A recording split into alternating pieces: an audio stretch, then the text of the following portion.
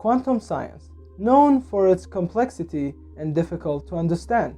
The problem with our lack of understanding of quantum science quickly lies in its incompatibility with reality and the known physical laws, such as relativity, which have made it clear to us many of the secrets and superpowers of the universe. For a while, it was hard to connect between the quantum theory and the relativity.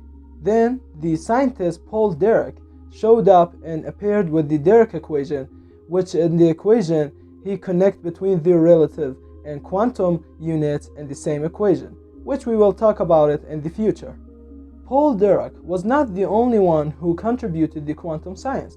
Among the most famous quantum scientists, Erwin Schrödinger, Max Planck, Niels Bohr, Werner Heisenberg, and Richard Feynman, whose idea we will talk about today.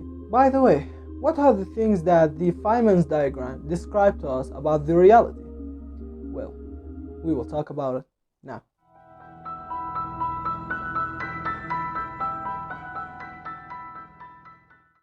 Quantum electrodynamic theory, or QED, is an intelligent theory first introduced by Richard Feynman, for which he won the Nobel Prize in Physics in 1965. Before we talk more about this theory, let's clarify a few things at the beginning. We talked about the Feynman's diagram subjects in the previous videos, which we explained the division that occurs to the photon when it moves in a certain direction in space and time. For every matter and substance, there's an opposite shape to it in terms of charge, which is called antimatter. The only thing that matter and antimatter have in common is their mass. The electron is the subatomic particle in the electrodynamic process in Feynman's diagram. Therefore, the opposite charge of the electron is the positron. The electron moves forward in the timeline, while the positron moves backward in time. Let's start with the simplest and most popular type of diagram that illustrates the electrodynamic process for us. The states of this physical process vary according to the material's location in space and time. The particles in the Feynman's diagram has a starting point and transformation point and final point. To simplify the electrodynamic process, we will give a very simple example that illustrates part of the whole equation. The electron moves upward in the timeline. Then the electron's path will change, releasing a photon of itself. The movement of the electron is the starting point, and the release of the photon is the transformation point, and at the end, the electrons move to the new path, which is the final point. As we said before, there are multiple states of a chart depending on their location in the timeline. For example, if we flip the graph, the image will appear to us in the form of a photon moving up and then divided into electron that moves in time to the front and positron that moves against time.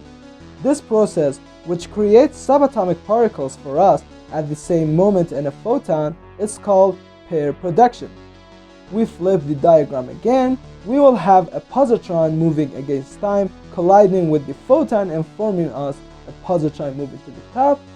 We flip it over again and we will get a positron releasing the photon, and we will flip it for the last time. The diagram will form in the shape of a positron and electron collides and annihilating each other and forming a photon moving to the top. What we explained now was part of the electrodynamic system, because in the original electrodynamic system, the starting and transforming and final point abound.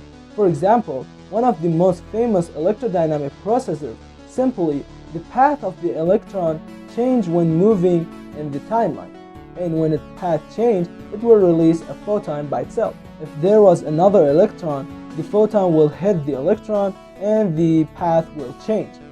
But it's not that simple.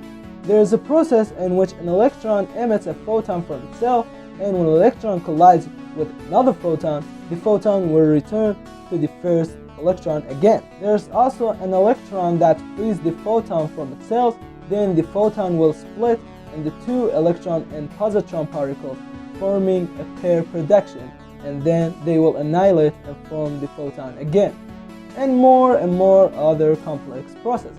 As for the mathematical description, the diagram has an equation that describes the part of the entire physical processes. The letter I in the equation represent for us the incoming particle, while the outgoing particle is represented as a letter O.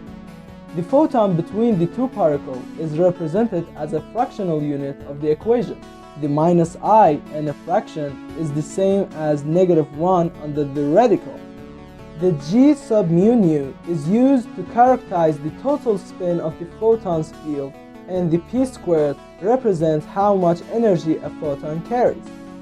The electrodynamic process also has its own expression, which is IE gamma as mu or nu. The existence of this supernatural process in our universe, it will be infinite if it were real. If we take into account all models of electrodynamics, we will get a higher and more complex levels.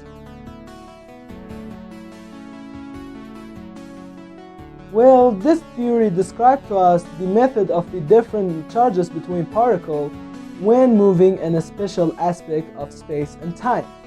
It does not explain to us how particles are created out of nothing.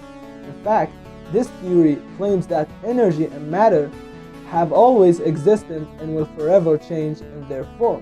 The existing transformation between particles will facilitate our understanding of the method of creating and rejecting particles from one shape to another, and also the relationship of the photon to quantum levels more broadly. The interesting thing about this process is that the turning point in the process is unobservable. This means that it is possible to assign any form of infinite possibilities to the process, as long as the results are the same at the starting and final point. What we have explained today is a small and primitive part of the theory of electrodynamics, or QED, as this theory has many complex details that will be explained in the future. Feynman was a great scientist in the field of physics. Richard Feynman contributed to the field of particles physics and quantum mechanics very greatly, until Feynman won the Nobel Prize for Physics in 1965 for this theory that we talked about today. Feynman was the author of many articles and science books, and also he was active in the field of television education for a while. Feynman was a very prominent scientific figure to the extent that he has been recorded among the greatest physical scientists in the history. Because it's the way nature works. If you want to know the way nature works, we looked at it carefully. Look at it, that's the way it looks. If you don't like it, go somewhere else. By the way, we mentioned a while ago that the positron moves against time due to the transformational movement that takes place in the electrodynamic system of the electron in the space and time. In other words, if the positron was moving against time, then this means that we are monitoring its previous movements and what happened to it in the future, from which it is impossible to see because it did not happen to us, and it has already happened to the positron. This case does not only apply to the positron, it applies to any antimatter for any particle in the particles table. What are the things that distinguish between antimatter and the ordinary matter in relation? By the way, why did we observe interactions between the matter and antimatter moments after the Big Bang? Well, we will leave this topic for another video. Until that day, do not stop wondering and be curious.